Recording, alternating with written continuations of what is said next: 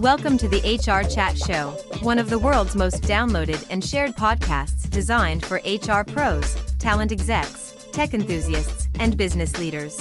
For hundreds more episodes and what's new in the world of work, subscribe to the show, follow us on social media, and visit hrgazette.com.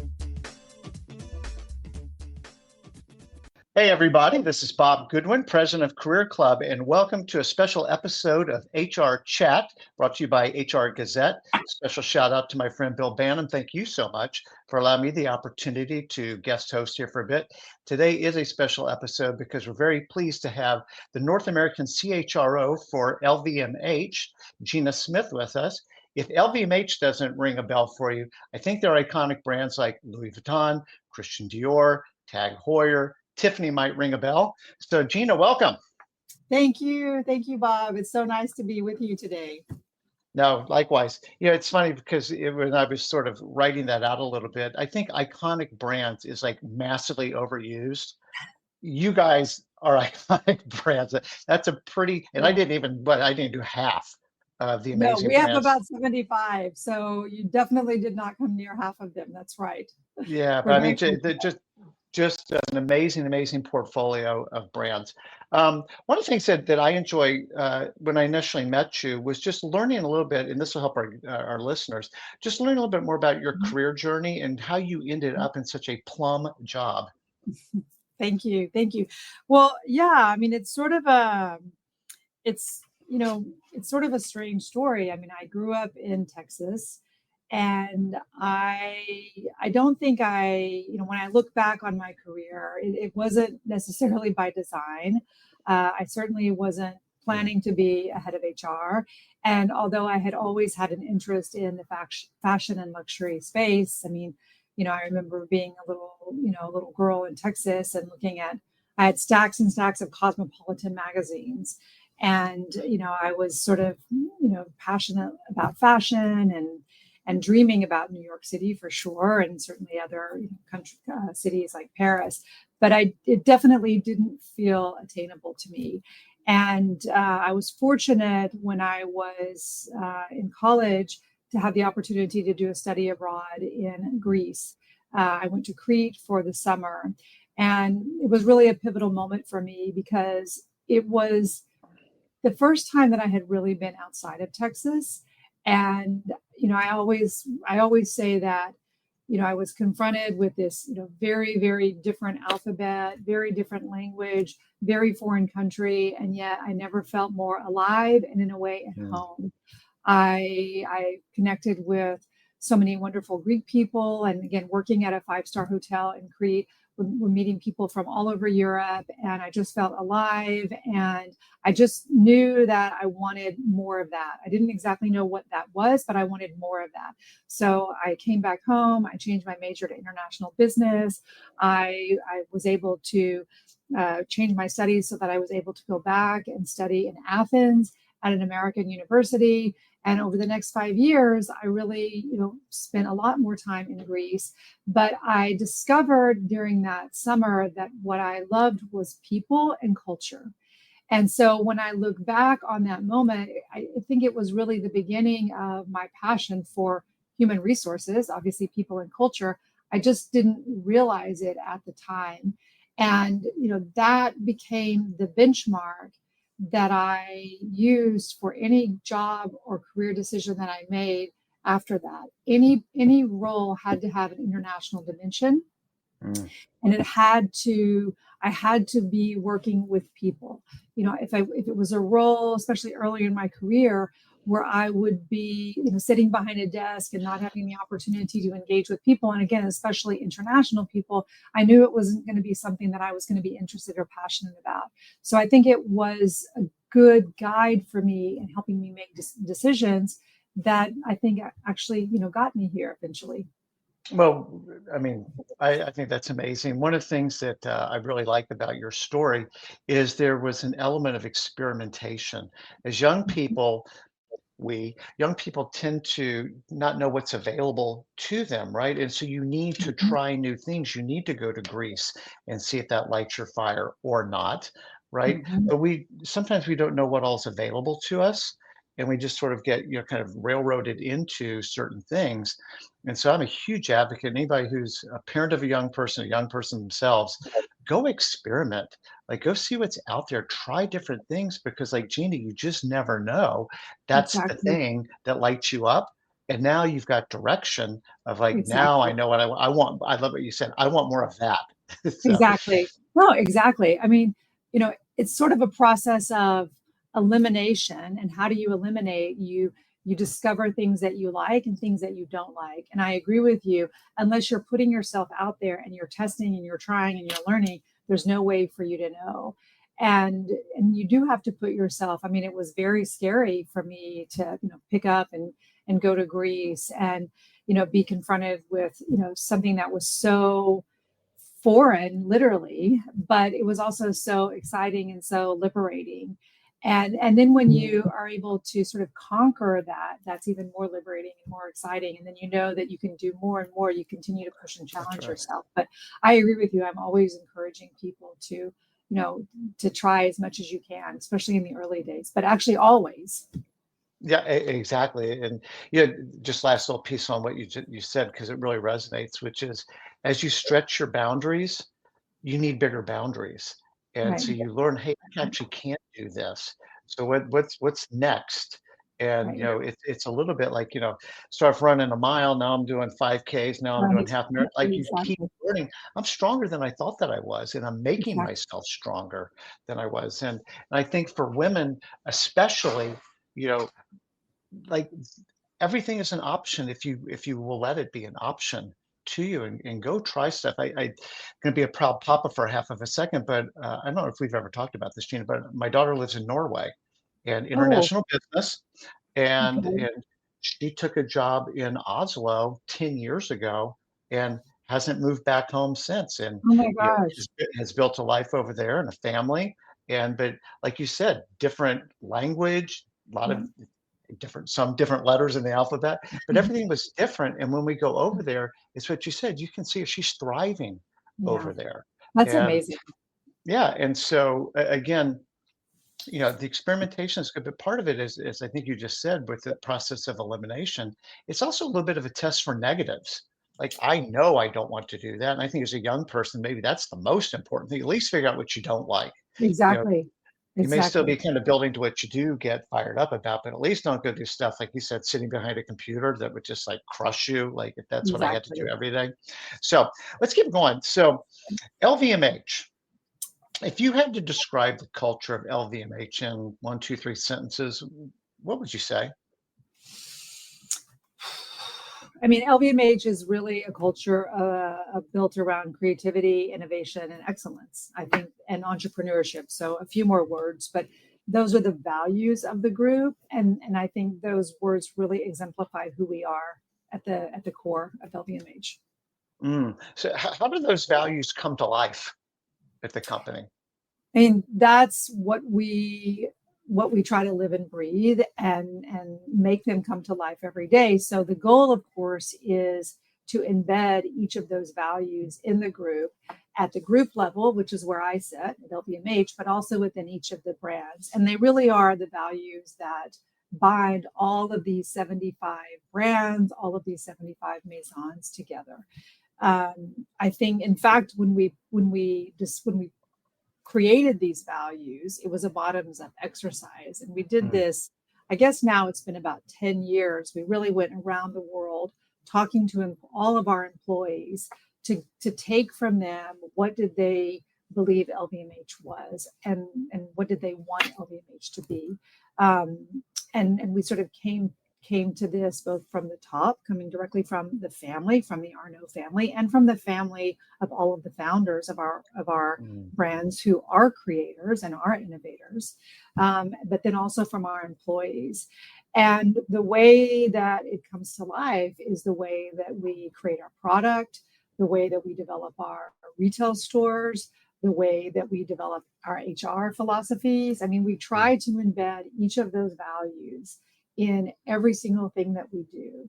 And, it starts with how do you recruit people that are aligned against those values, right? You're Because you're not going to be anticipating my able to, next question. Thank right. you.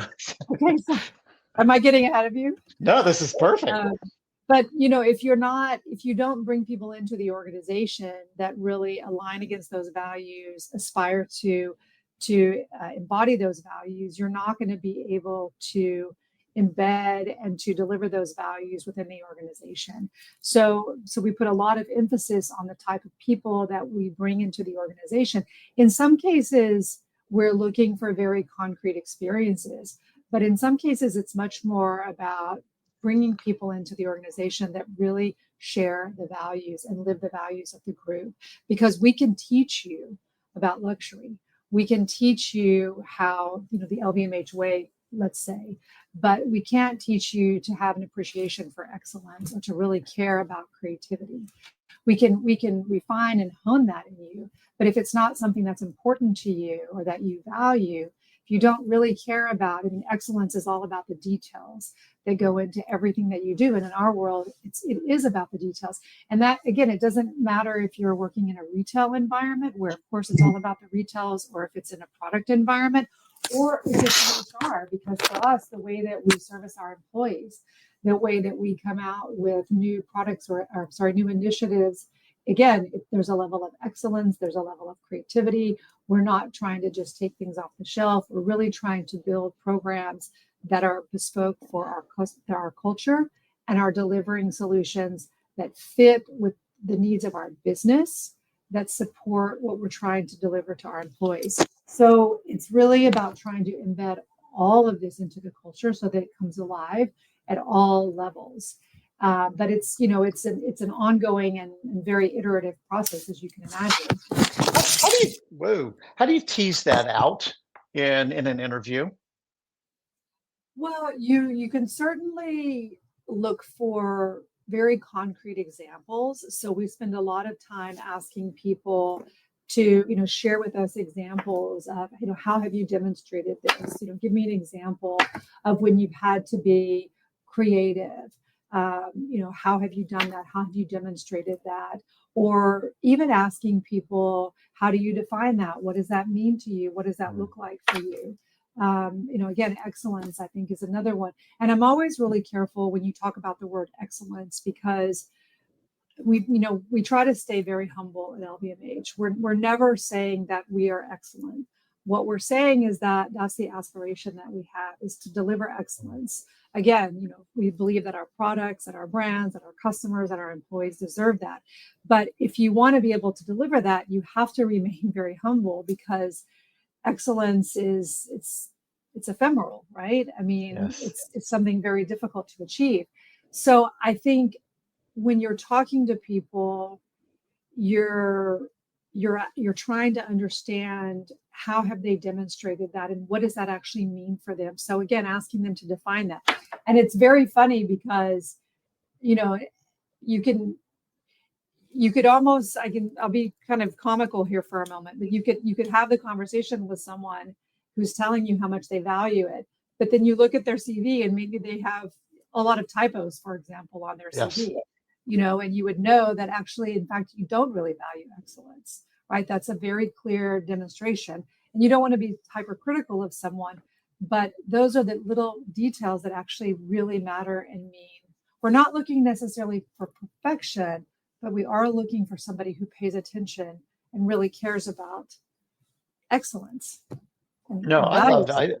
I think it's awesome. So with creativity being, very high on that list, given the nature of what you all do, and we've talked about this before, but I think it's really a interesting thing to go revisit, which is, when you've got, again, truly iconic brands that have really deep roots and mean a lot to people, not the least of which would be like the folks who own those brands. I don't mean the consumers, which it does, but also, on the business side for you all. How do you manage the tension between creativity, entrepreneurship, which I think kind of goes, adjacent to that, um, without breaking the brand by accident? It's because you're always pushing boundaries, being Yeah. creative. That's the nature of creativity. Yet at the same time, we don't want to break the thing by accident. I can see there being some pretty interesting discussions internally when somebody's Yeah. very passionate about doing something that they believe is creative, and somebody else might feel with their entrepreneurial gene going, I don't think that's a great business decision. Yeah. No, listen, it's very tough, especially because the word creativity, and in fact, creativity can also be very subjective. Your creativity and your definition of creativity and my definition of creativity might be very different, and we certainly have those tensions in the group, and I would say that to a large degree we encourage those tensions. We think that those tensions are actually really important, and in fact, those tensions allow us to get to the optimal answer, the optimal solution. So you need to have, and again, that's where, maybe I'm not trying to get ahead, but that's where the topic of diversity becomes really, really important. Because if you have everybody that's sitting around the table that all have a similar background, a similar understanding, a similar set of experiences, they're all going to bring sort of a similar point of view to a creative process that isn't necessarily going to get us to maybe a disruptive outcome or to sort of the next iteration of what we need to do, because we are an organization that wants to be on the forefront of creativity and innovation. It's not just enough to be creative and innovative, but it's about pushing those boundaries, as you said, and really being on the forefront. And that's what's expected, I think, in an industry like ours, which is bringing something that should be timeless, but it also should be surprising and delighting the customer, and something that you've never thought of before, you've never seen. So we have to, we always talk about the tension between modernity, the past and the present, right? So we have a lot of tensions in our environment, in our world. And again, how do we manage those tensions is the challenge that we live with. A lot of it comes down to people, because you need to be philosophically aligned, again, in how you see the world and how you think about the brands. And it always goes back to, we always revert back to the DNA of the brand. We spend a lot of time going back to the DNA. What really is the DNA? When the founder created the brand, what was the spirit? What was the DNA? What was the meaning behind that? We never want to be veering away from that. Because in our experience, when you start going too far from really the DNA, that's when you start making mistakes. That's when you start confusing the customer, or confusing the brand, and it doesn't make sense anymore. Because the other tension, of course, is you have to be creative and innovative. You want the brand, as one of our executives has said many times, we don't want our brand sitting in museums, right? We want them living in That's a great line. Right. We want them in museums, but we want them living and being in the culture of today. Yes. But also we need to make sure that they're relevant for tomorrow. So again, a lot of tensions that we have to manage through. Yeah, and so I want to draw parallels for people who are listening who are not in the luxury goods space. I think everything you're talking about holds true, because you need to be innovative, right? We have to constantly be reinventing the business. Business models change, technology changes. You've got new generations of people coming into the workforce. Like, nothing is static. And so everybody in some form or fashion is in a state of, air quote, creativity, maybe with a small c compared to a capital C at LVMH, but creative nonetheless. And part of creativity and risk taking is things don't always work out, right? Sounded like a good idea. We really believe, but it didn't quite work out the way that we had hoped. How do you create enough safety, for lack of a better word, that allows people to push boundaries, but also, heaven forbid, this thing doesn't go the way we think it's going to go? You're not going to get fired or whatever. Yeah, I think that creating a safe environment where people feel like they can take a risk, and again, that's probably where we're a little bit fortunate, because again, we are a company, and it does start with our owner, our founder, chairman, and CEO, Mr. Arnault, who believes so much in creativity and innovation. By the way, he's also an extremely pragmatic businessman, which is part of reason he's so successful. It doesn't happen by accident, as we know. So he's very, there's a huge amount of analysis that goes into what we do. I wouldn't necessarily say consumer research or customer research. It isn't that type of analysis. That's not necessarily how we work. But there are other types of business analysis in terms of the way that we look at and try to measure. And again, and you have a number of people that are trying to really assess things that we're doing, because there's can be significant cost in some of the creative initiatives that we launch. But I think that we spend a lot of time, again, it goes back to people. So you're trying to bring in people that are aligned with the values of the group around creativity and innovation. And so part of their role is to cultivate creative teams and creative environments, right? And how you do that successfully, you can't do that successfully if you haven't created an environment. You can't create an environment where creativity can thrive if you're not able to create a trustful work environment. So for me, those two things really go hand in hand. We do spend a lot of time through many of our different learning and development initiatives, especially through all of our leadership development programs, talking about empathy from a leadership development, talking about the importance of inspirational leadership, motivational leadership. I mean, we really embed that in all of our programming around leadership. And again, we're assessing that as a criteria when we're promoting leaders, when we're thinking about who are going to be the next leaders of the organization. That's embedded in all of our succession planning. We're making decisions of who are going to be our next leaders based on their ability to drive creativity, to build trustful work environments and teams. But it's not a perfect science, and sometimes it doesn't happen. And I wouldn't want to sit here and tell you that it works perfectly in all of our brands all the time. But we try to react actually when we see that it's not working, because for us, the cost of not having creative and innovative workforces in our industry and in our business is far greater, because it's such a disappointment to the customer. Our customer is not going to pay a premium for mediocre product or for the same product that we've been delivering year after year, right? That's not what they're expecting for us. So the cost is really significant on multiple levels if we're not able to deliver that. So there's a lot of work that goes into trying to build those types of leaders and those types of environments in our organization. I want to talk about leadership and people development. I think, I do another podcast with Johnny Taylor from SHRM, and we just did an episode on, there's a lot of layoffs going on. A lot of it's happening in people or middle management rather.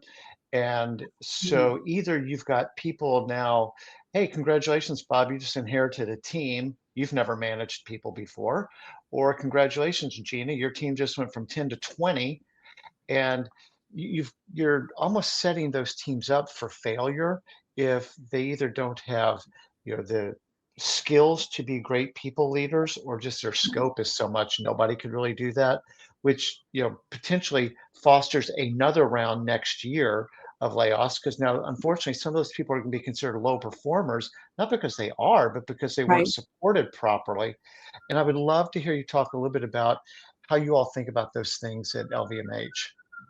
Well, it's funny. Before I say that, I was at an HR dinner the other night, a couple of weeks ago, and one of the heads of HR was talking about, I can't remember if it was their company or another company, and they basically realized that there's a huge amount of people that actually don't like leading teams in general. They really don't, and so they actually had gone through and they had given a number of their managers the opportunity to opt out of leading teams. They had basically just given them the chance to say, okay, you can continue leading teams, or you can take a step back and become an individual contributor.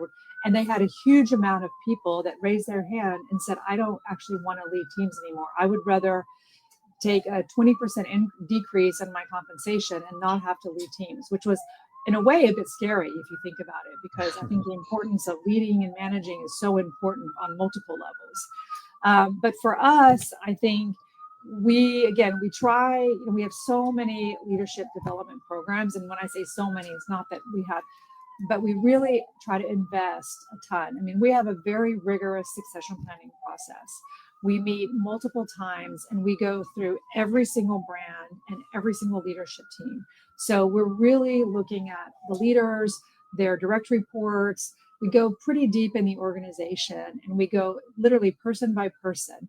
And we talk about the individual in the role. We talk about all the people that we believe that could be successors. And we're sort of fortunate because we can look at successors within that business, that individual business, within that business unit, again, or within the entire spectrum of all of the LVMH brands.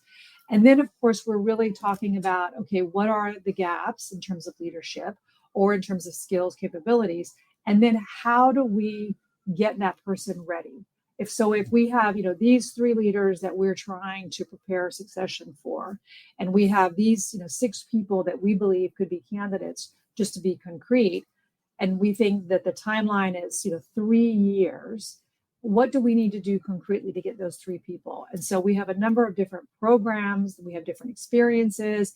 So we can invest in their development through our programs, through certain experiences, through a number of different exposure programs that we have to give them access to other leadership, mentors, coaches.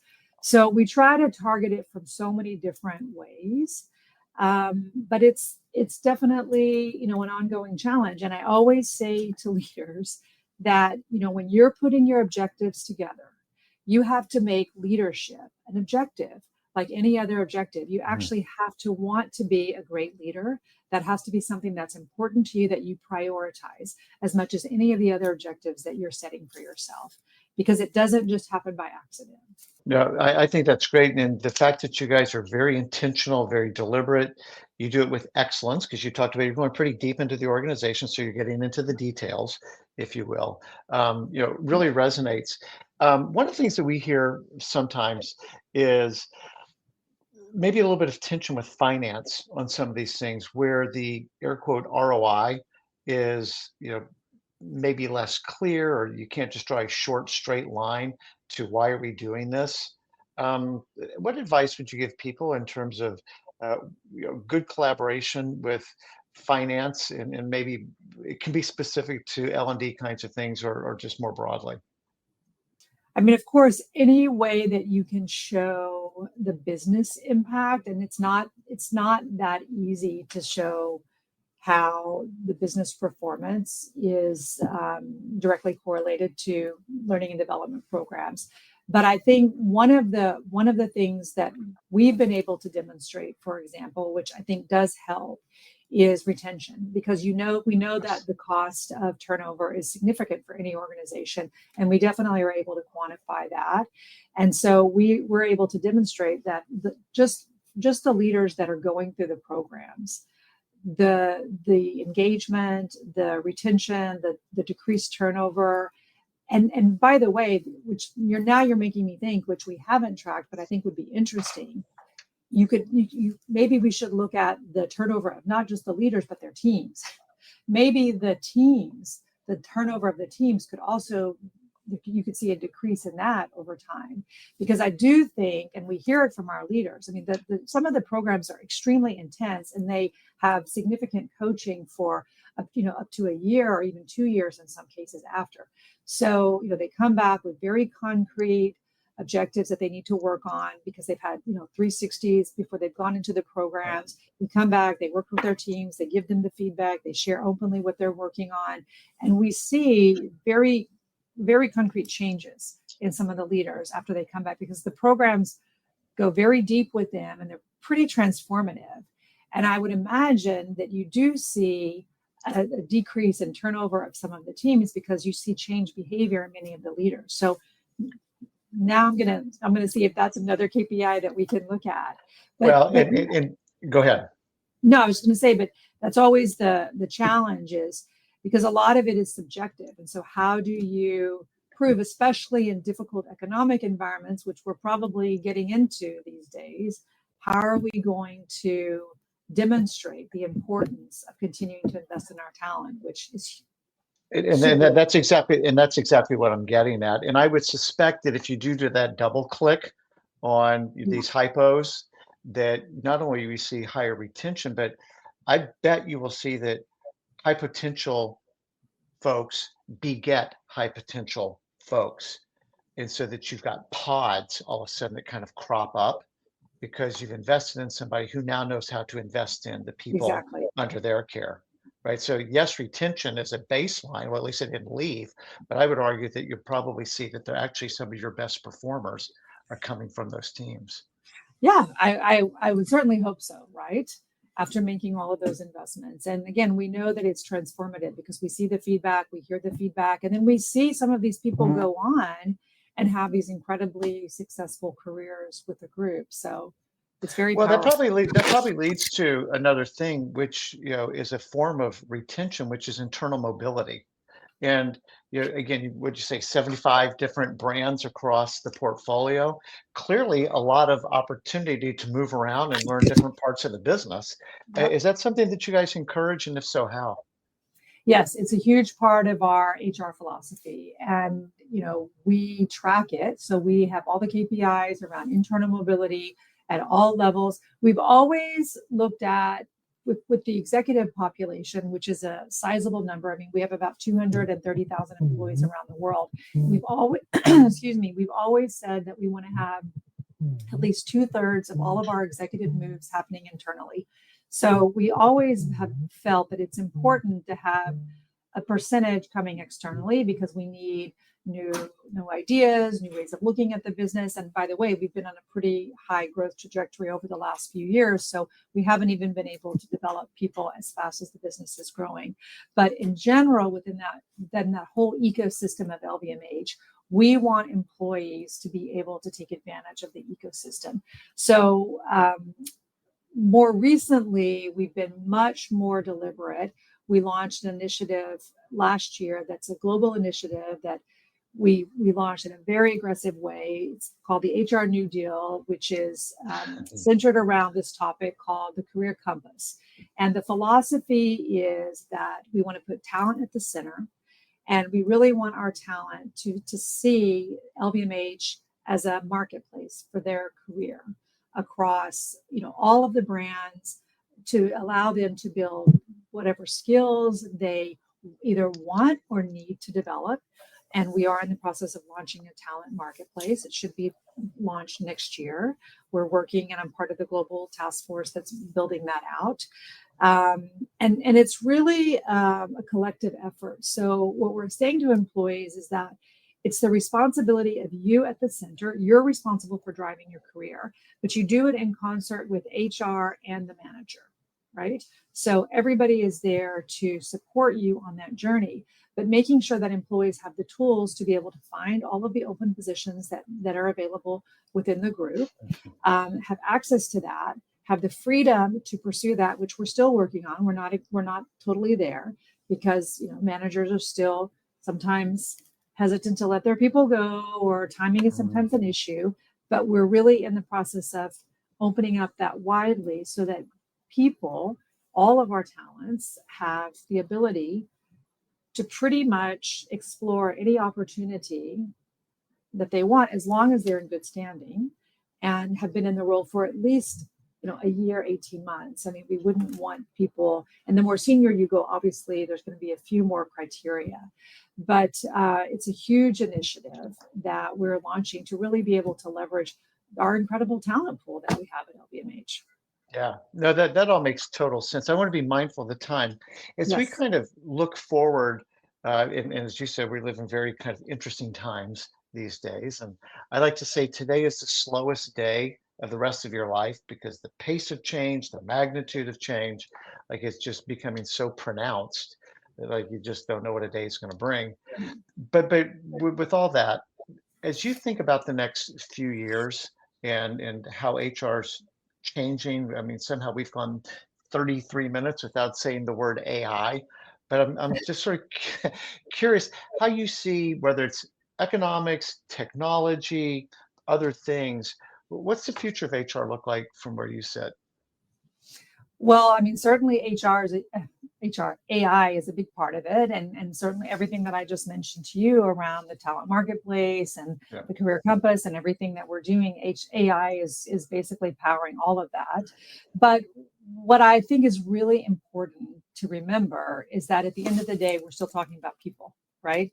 People are at the center, and technology is going to play an important role, but it's, as an organization, what we need, and we can't forget, is that we rely on talented, motivated, inspired, engaged people to drive our business.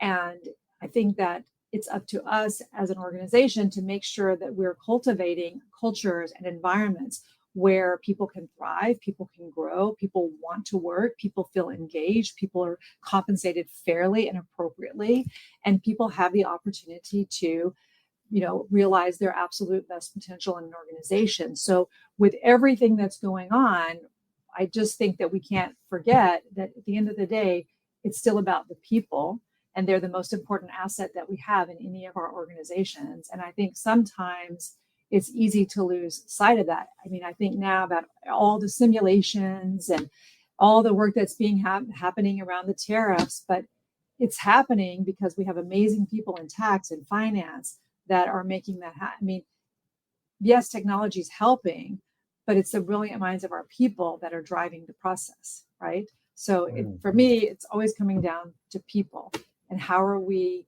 creating the right environment for our people to thrive. Awesome.